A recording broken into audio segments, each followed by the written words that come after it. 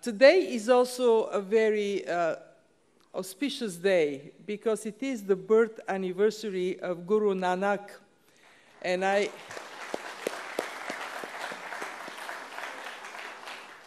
was reminded by my colleagues of his very wise words. Whatever seed is sown, a plant of this kind comes forth. The team in this room, under the leadership of the Prime Minister, has sown wonderful seeds of simplification, of reduction of administrative barriers, a very important seed of using technology, and feedback from those who are on the receiving end of regulations. And what we see is a chance to harvest the fruits of hard work, which places the confidence of India one notch higher. What is very important for us from the World Bank is to recognize that high-level ownership and championship of reforms is critical for success. And there is no better evidence of this than the fact that the Honorable Prime Minister himself is in the room with us. Thank you, Prime Minister. Thank you. We have learned that in reforms, what pays off is persistence. But we also learned that persistence needs to be fed with success. And what we are recognizing in India is that this success today is to be turned into more energy in reforms for the future. Let me make 3 points in front of this distinguished audience. The first one is that we look at doing business achievements in a broader context. What we are seeing is a remarkable overall success story of India. Extraordinary achievements. In the last 3 decades, the per capita income has quadrupled, 4 times higher than it was. And it was done with an eye on lifting out of poverty people that have been left furthest behind. 160 million just in recent years left this space of destitution that reduces not only well-being, but the ability of people to contribute to their economy. And we know that there is a very strong ambition that extreme poverty would be history in India. The target date that was set, 2026, I understand the Prime Minister intends to shorten to 2022. And given the track record so far, I have no doubt that would be possible. And I have no doubt that when India hits another century, the century of independence in 2047, most people in India would be part of the global middle class. India will be a high middle income country. But that success could only be secured if there is perseverance where it matters the most, reforming the policy environment and the institutional framework to deliver on policies in India.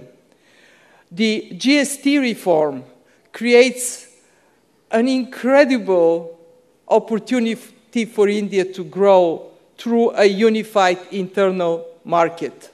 As an European, I witness how a unified internal market in Europe has contributed tremendously to the well-being of the European people. And I have no doubt the same would be happening here in India. match this ambition is the dedication of India to high-quality infrastructure, one that allows this large country to be connected and matches with infrastructure the ambition for internal market.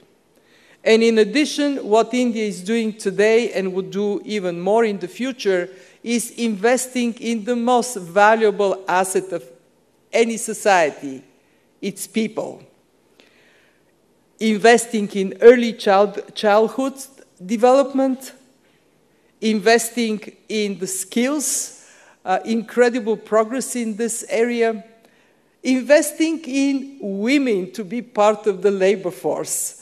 There is more space for that, and I know, Prime Minister, you intend to use it.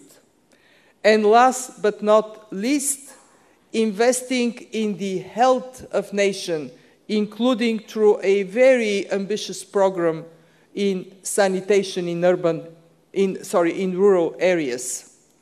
And that all is combined with a dedication to make sure that India's federalism works for India, that the strength of cooperative and competitive federalism is a foundation for more progress in the future.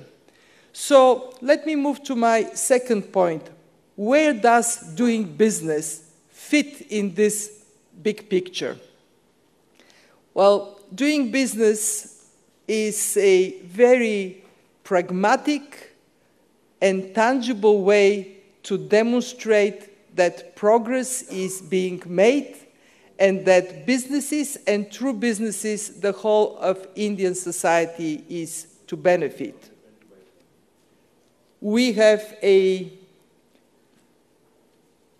impact of reforms on foreign investors. Just in the last 3 years of your government, Prime Minister, we have seen almost doubling of foreign direct investment from 36 billion in 13-14 to 60 billion this last year.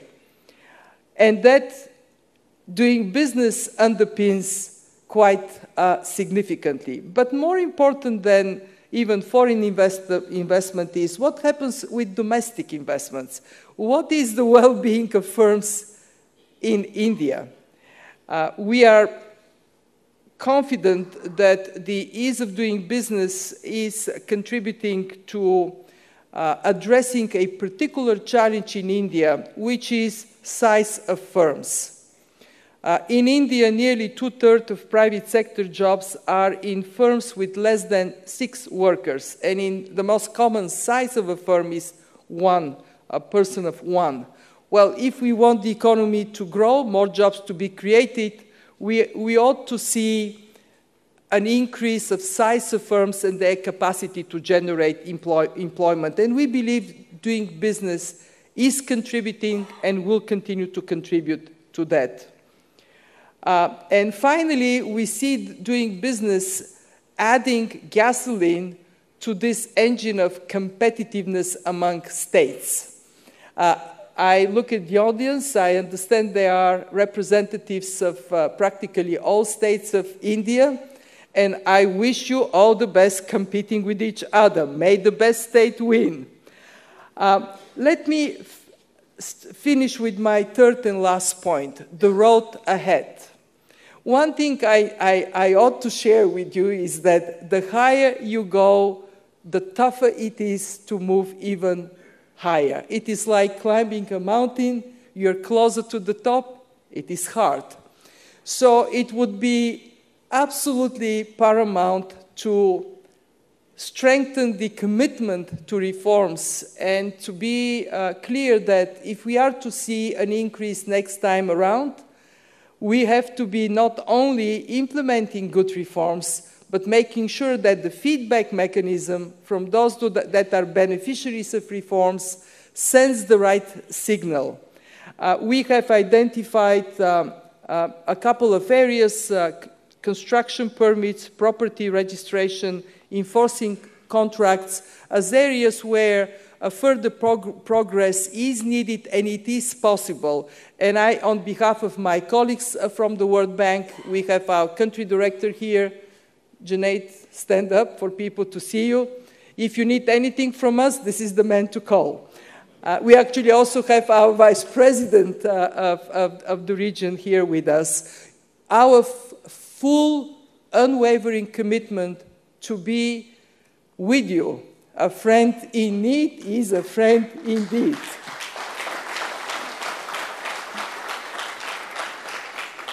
Let me, in conclusion, say that what is happening in India matters tremendously to the Indian people, first and foremost. But it matters to the rest of the world.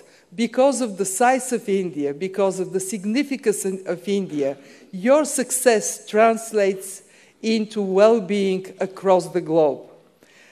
We are very keen to be the transmission line of lessons learned here to other places, so people in the developing world, in Africa, in Asia, elsewhere, they can benefit from what is being generated and learned right here in India. You have a bold vision, Prime Minister. It is a vision for India, but it is broader than that. It is a vision for a more prosperous and, as a result, more peaceful world for all. Thank you for the chance to be here as part of this celebration, and all the very, very best.